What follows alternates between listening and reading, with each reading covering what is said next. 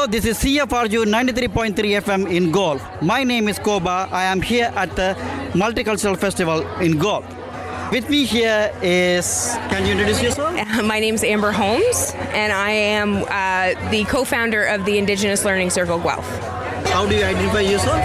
I identify as First Nations. What do you think about this Multicultural Festival? It's a fantastic festival. This is the 29th year it's been on, and it's an incredible opportunity for people to get exposure to cultures that they might not have ever had exposure to before.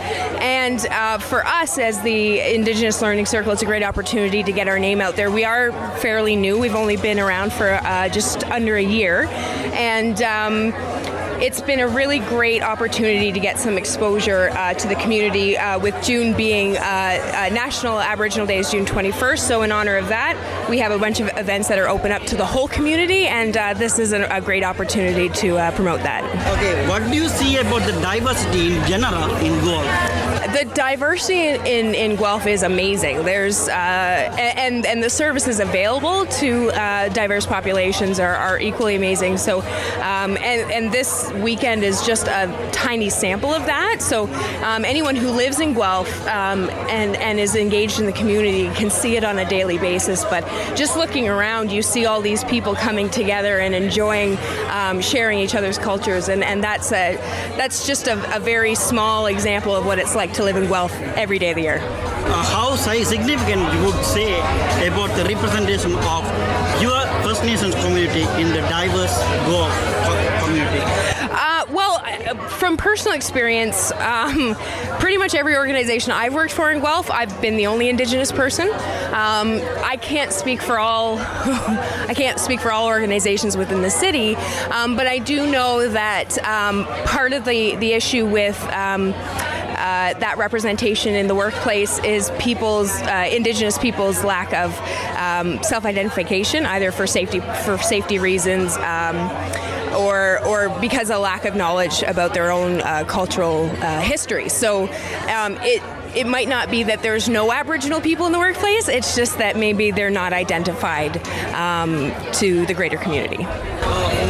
My question was, do you see the significant representation of First Nations community in the diverse Guelph community?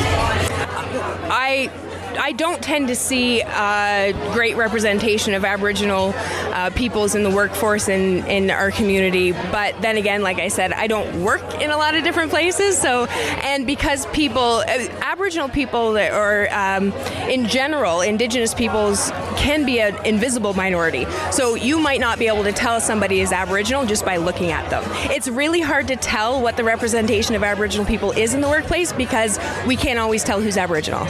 So in the recent article by Guelph Mercury, the Mercury reported that the recent census report of City of Guelph sought by 14 Aboriginal people. Do you think it may be not true and that the City of Guelph might have had enough representation but they were not able to be reported? It's entirely possible that the City of Guelph has 14 or 20 or 50 Aboriginal people working. The problem is that our census data, one, is not very accurate. And again, because people might not feel safe self-identifying, their employers might not know they're Aboriginal. So I worked in a number of workplaces and my employer wouldn't have known I was Aboriginal because I didn't self-identify. And that might not necessarily have been because I didn't feel it was safe to do so in the workplace, but historically speaking, there has been a lot of downsides to making it known that you're Aboriginal. So a lot of people have just gotten out of the habit of doing it. They don't see any benefit to doing it. So it's entirely possible. Guelph has many Aboriginal people working, in various areas of the city. We just don't know, and that self-identification piece is a huge part of it. So when the city and other organizations start asking their staff to self-identify, you might see higher numbers. You have outlined the challenges in self-identifying and also making sure the correct representation of this diverse Guelph community in the workplaces in Guelph, and importantly in the city of Guelph as it functions like a role model for other workplaces. what kind of solutions you may offer or what kind of strategy you may suggest for these workplaces to improve the representation of Aboriginal people or Plus Recent people?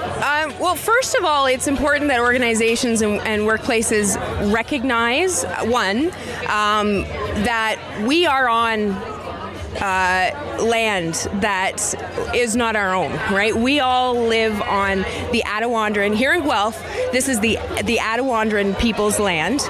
They were the neutral people. So when we acknowledge, first and foremost, that we are not the first people on this land, that is a first step in making that connection with the Aboriginal community and making people aware that that there is an awareness that we were not the first here and that we need to honor those people. And also having some awareness within workplaces, there's starting to become more of a trend of doing some sort of cultural safety or cultural competency training. That's also important because when people do self-identify, there can be a lot of stereotypes, a lot of discrimination, even if it's not intended, because people don't know a lot about Indigenous cultures. They might know what they've seen in the media. There's a lot of problems with intergenerational trauma that organizations tend to be unaware of. That the health center, for example, they serve people from diverse populations. Whether or not they have the ability to meet the needs of people who have experienced intergenerational trauma from, attending residential schools, is something that we are lacking in our community. That's not to say it's not a service that's needed, but if you look at a community like Toronto, they have a very distinct Aboriginal community. Their population is much higher, and their services are very accessible for that reason.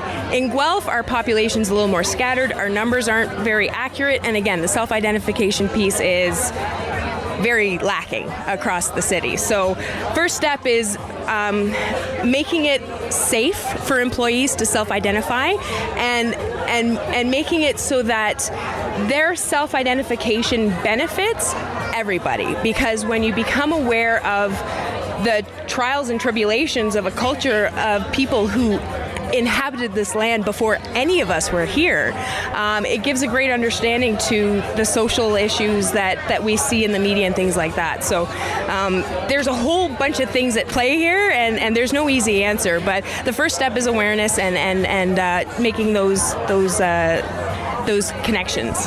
Thank you very much. I am very thrilled by your passion and your willingness to raise voice for your community. Please keep it up. Great, thank you very much. Bye.